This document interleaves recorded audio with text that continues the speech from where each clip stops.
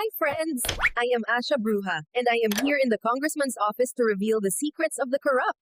Are you ready for some jabs? Pag sinabing for the people daw, pero ang pera, for the pocket pala.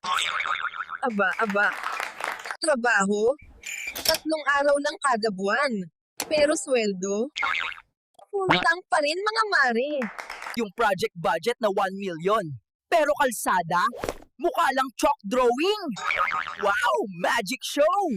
Speech nila, para sa bayan, pero ending, para sa pamilya at forever business empire.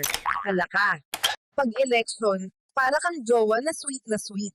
Pero pag nanalo na, ayun, scene zone tayong lahat. Ballpen na gold, papel puro fake, pero ang signature, million agad ang stake. Wow ha, mas mahal pa ballpen kaysa sa project.